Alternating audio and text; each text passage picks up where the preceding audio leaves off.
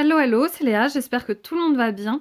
Alors, je fais une vidéo de l'aménagement de ma tiny. Pourquoi? Parce que j'ai changé mon aménagement.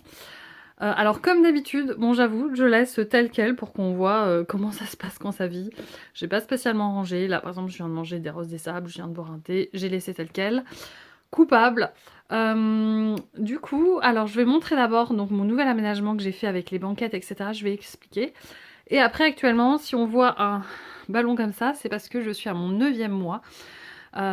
Et donc, du coup, bah, je suis sur le point d'accoucher d'un instant à l'autre. Et donc, j'ai fait plein d'aménagements par rapport au bébé qui arrive. Et ça, je montre ça dans la deuxième partie pour montrer ce que j'ai pensé dans la tiny, etc., etc. Et du coup, ça sera intéressant de voir également après, dans la réalité, concrètement, comment ça se passe.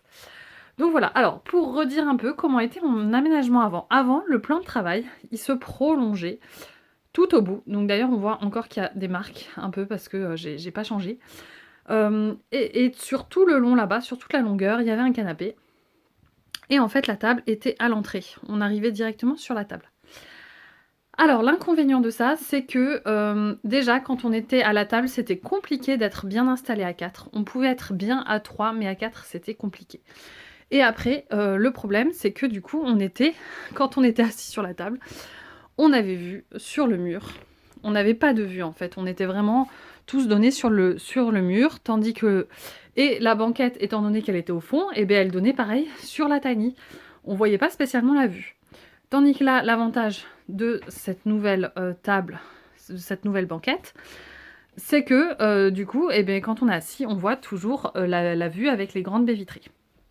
Et l'avantage, c'est qu'en fait, on peut être assis à beaucoup plus de personnes. En fait, on peut être sans souci assis à 5 sur la grande banquette et à 2 sur la petite.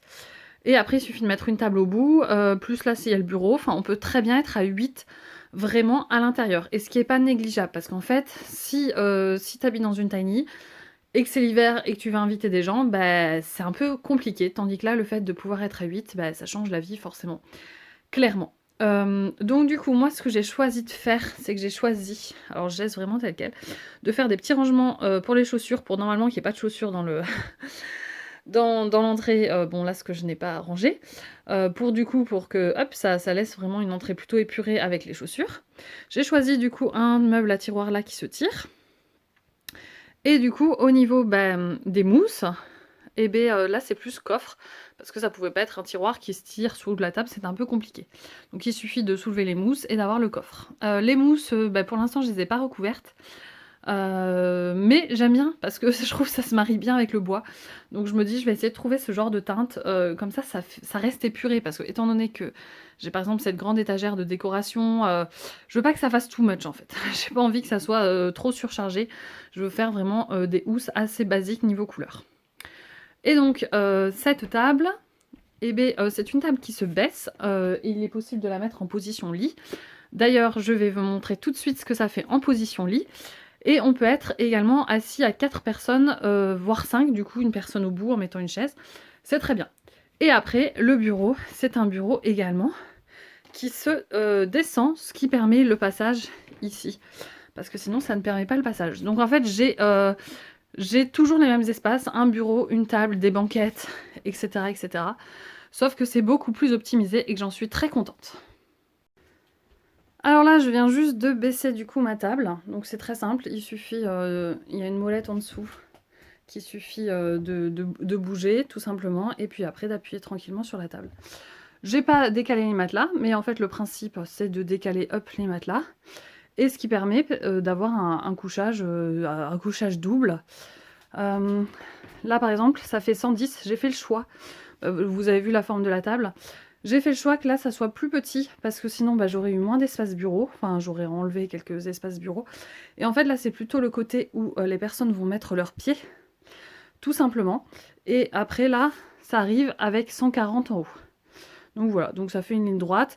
Parce que moi je trouve que de toute façon les pieds souvent ils sont à peu près au milieu et qu'il n'y a pas besoin d'avoir autant de place. Voilà, donc il suffit juste de sortir tous les matelas et ça fait un lit vraiment sympa. On n'a pas encore dormi en bas, mais justement j'ai hâte d'essayer. Si le bureau en position baissée, l'avantage c'est que là on peut largement passer pour aller s'asseoir. Et ce que je voulais, c'était qu'il reste néanmoins une petite tablette justement pour pousser mes affaires, pour pas à chaque fois avoir à tout supprimer du bureau. Je voulais pas que tout se baisse. Et donc voilà. Donc ça suffit largement pour passer. Donc là, hop, sans souci, on peut aller s'asseoir ici. Et l'avantage, c'est qu'on a une vue ici. Enfin, en gros, quand on est assis là, on a une vue tout le temps parce que j'ai une baie vitrée là derrière moi et une grande baie vitrée ici sur le côté. Donc c'est très sympa. Et là, du coup, j'ai fait une étagère pour mettre toute ma déco. Voilà.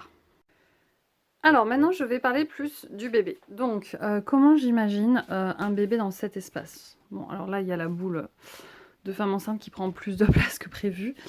Mais voilà, globalement, vous voyez cet espace. Moi, j'avoue que je me vois un peu mal mettre trop le bébé par terre parce que, en fait, le problème ici, c'est que c'est très, très, très salissant. Je sais pas si vous voyez, mais déjà, il faut passer vraiment l'aspirateur tous les jours. Mais je me dis, avec un bébé, il va vite, en fait. Ça va vite. Parce qu'en fait, il suffit qu'on rentre, on se frotte les pieds contre le paillasson, et en fait, le sable, c'est très léger. Il suffit qu'il y ait un petit coup de vent, etc. Ça va vraiment concrètement voler partout au sol. Donc moi, ce que je me voyais plus, c'était lui faire plus un espace justement sur ma banquette. Donc là, je l'ai laissé en position lit.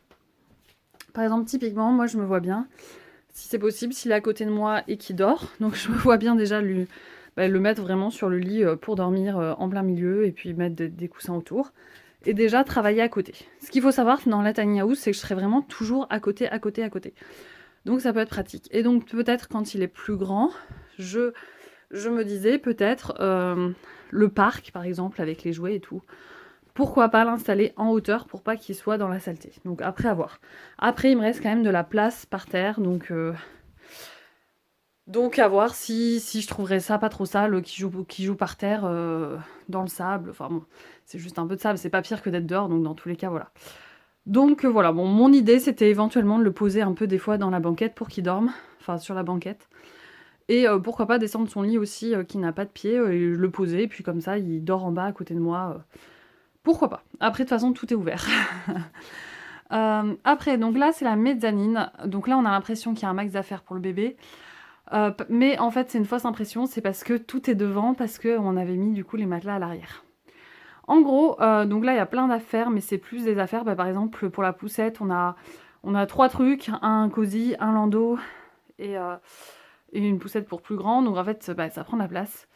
Et puis après, en fait, ici, il y a une grande, ma grande bibliothèque que j'avais avant dans ma mezzanine principale, mais que j'ai virée pour pouvoir mettre le landau. Après, par exemple, je me rends compte que si je souhaite vraiment optimiser ma tiny, je peux largement l'optimiser, donc je pourrais très bien sortir cette bibliothèque, parce qu'au final, les livres, je vais vous montrer, mais je pourrais carrément les mettre en haut. Donc d'ailleurs, je vais vous montrer la chambre, ça sera plus simple. Voilà, donc déjà, je vous montre d'en haut. On voit pas trop, parce que j'ai un moustiquaire. Hop.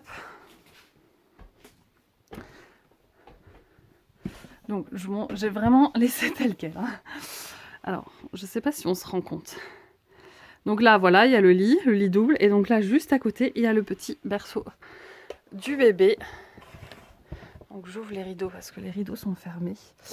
Je vais plus rentrer dans la moustiquaire. Ce qui sera plus simple pour vous montrer.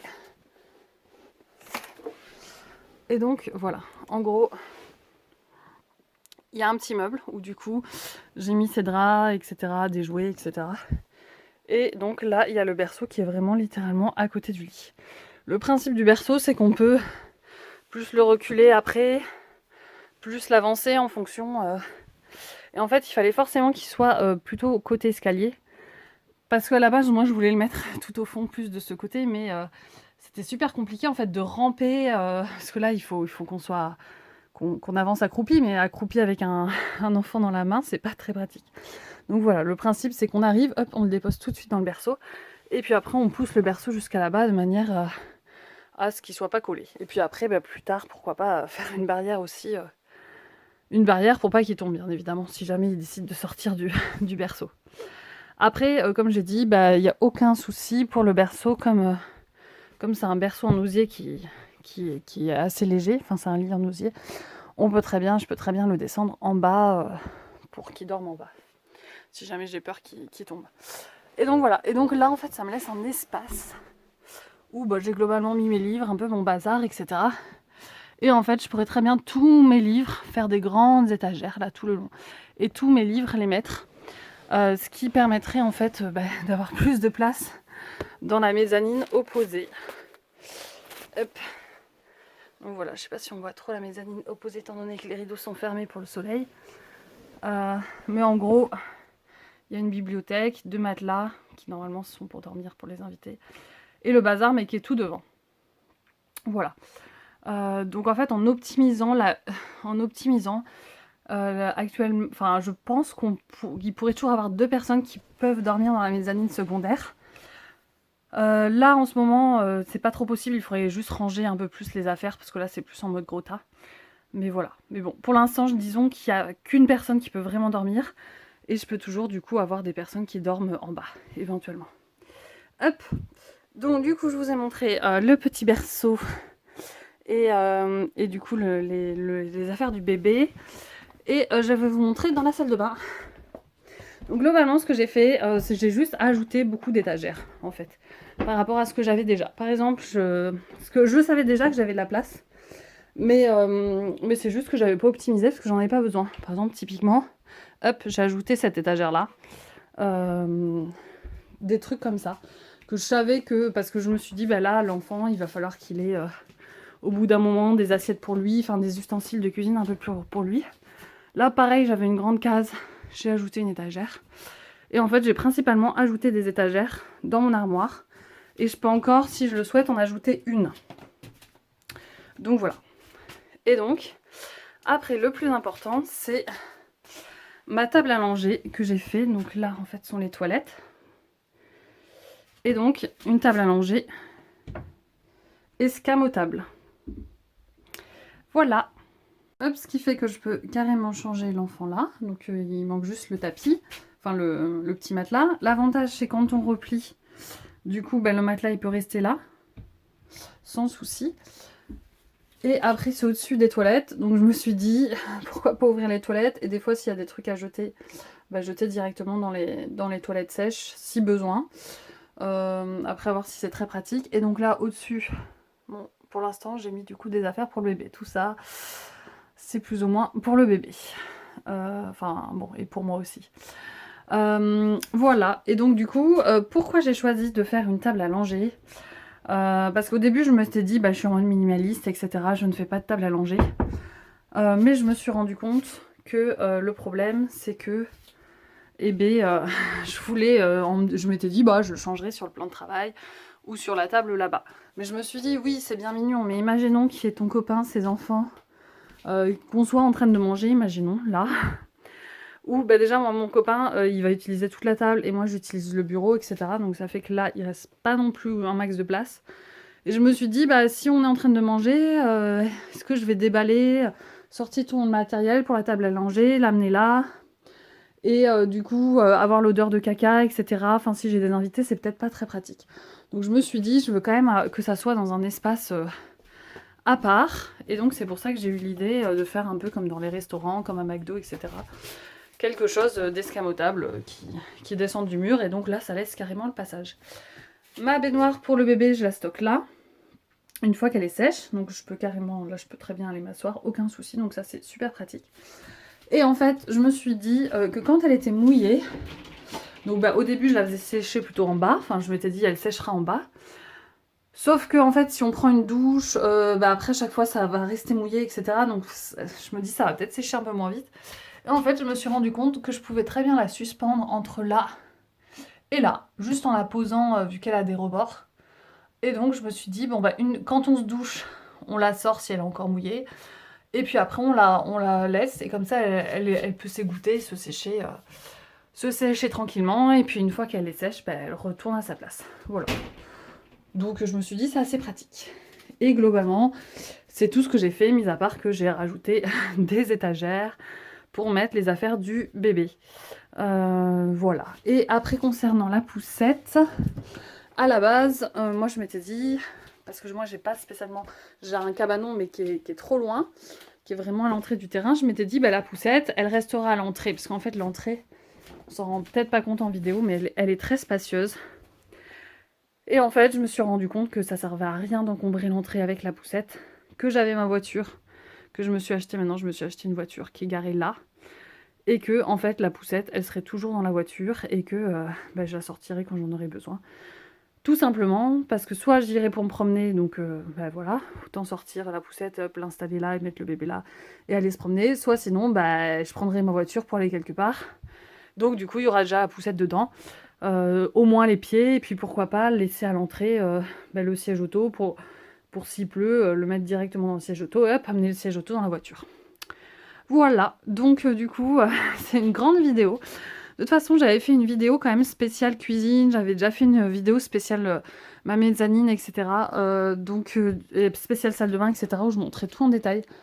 Donc si vous voulez revoir des détails, si vous avez des questions, n'hésitez pas, parce que là j'ai montré vraiment toute la tiny, mais n'hésitez pas. Parce que du coup, je pourrais faire une vidéo spéciale, ça, pour encore mieux expliquer, encore mieux montrer. Voilà, bah merci d'avoir regardé, à bientôt!